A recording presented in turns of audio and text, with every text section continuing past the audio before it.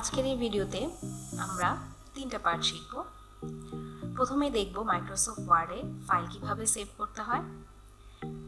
সেকেন্ডে আমরা দেখব যে সেভ করা একটা ফাইলের যদি আমি ভিন্ন লোকেশনে রাখতে চাই তাহলে কোন অপশনটা ইউজ করব, এবং সেভ করা ফাইল কিভাবে ওপেন করা যায়।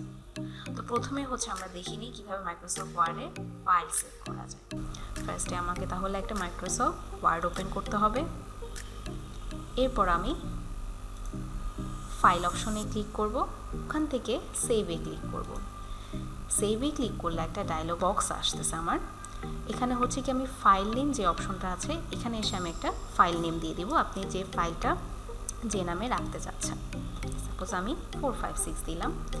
এরপর আপনি ফাইলের লোকেশনটা ঠিক করে দিবেন। আমি ডকুমেন্টসে ক্লিক করলাম, আমি ডকুমেন্টসে রাখতে চাচ্ছি ফাইল। এরপরে এসে আপনি নিউ ফোল্ডারে ক্লিক করবেন। এখন দেখেন নিউ একটা ফোল্ডার চলে আসছে, তাহলে আপনার ফাইলটা ওই ফোল্ডারে চলে যাবে। এখন এটা আমি আগে মুছে ফেলি, তারপর আমি ফোল্ডারের নামটা দিলাম। এরপরে ফোল্ডারটা ডাবল ক্লিক করলে সেভে ক্লিক করব, আমার ফাইলটা সেভ হয়ে গিয়েছে।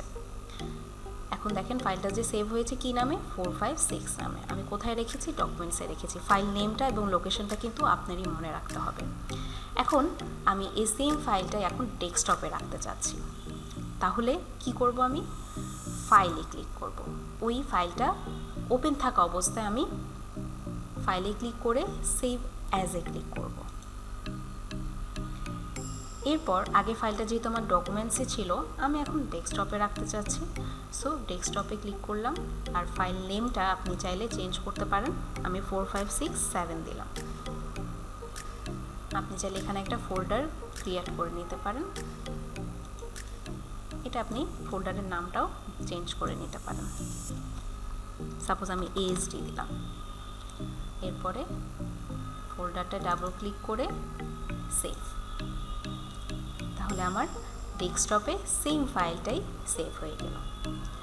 তাহলে আমরা ফাইল সেভ করতে পারছি এবং এই সেম ফাইলটা আমরা অন্য একটা লোকেশনে কিভাবে রাখতে পারছি। এখন আমি ফাইল সব ক্লোজ করে দিচ্ছি। এখন আমি দেখব এই সেভ করা ফাইলটা আমরা কিভাবে ওপেন করতে পারি। সেটার জন্য আমরা দুইভাবে ওপেন করতে পারি। একটা কম্পিউটার থেকে ওপেন করা যায়, আর একটা ওয়ার্ড ওপেন থাকা অবস্থাও কিন্তু আমরা ফাইল ওপেন করতে পারবো। সো প্রথমে আমরা দেখে আসি যে কম্পিউটার থেকে কিভাবে ফাইল ওপেন করতে পারি। তো আমাদের এক একজনের ডেস্কটপে অনেক সময় দিস পিসিও লেখা থাকে বা কম্পিউটারে লেখা থাকে। সো আমার এখানে যেহেতু দিস পিসি আছে, তাহলে আমি দিস পিসি অপশনটায় ক্লিক করলাম। এখন আমি কোথায় রেখেছিলাম ফাইলটা? ডকুমেন্টসে। কোন ফোল্ডারে রেখেছিলাম? কম্পিউটার ওয়ার্ড নামে। ডাবল ক্লিক করলাম, এই যে ফাইলটি চলে এসেছে। এখন এই ফাইলটিতে আপনি ডাবল ক্লিক করলেই আপনার ফাইলটি ওপেন হয়ে যাবে। এটা গেল কি আমার কম্পিউটার থেকে নিয়ে আসা ফাইল। এখন আপনি যদি আমরা ডেস্কটপে যে ফাইলটা ছিল ওই ফাইলটা যদি ওপেন করতে চাই, তাহলে কিভাবে ওপেন করব? আমাদের ওয়ার্ড ওপেন থাকা অবস্থায় ফাইলে ক্লিক করব, তারপর ওখান থেকে ওপেনে ক্লিক করব। ওপেন থেকে আমরা কোথায় রেখেছিলাম? ডেস্কটপে। ডেস্কটপের কোন ফোল্ডারে রেখেছিলাম? ASD ফোল্ডারে। তারপর এই ফাইলটা ডাবল ক্লিক।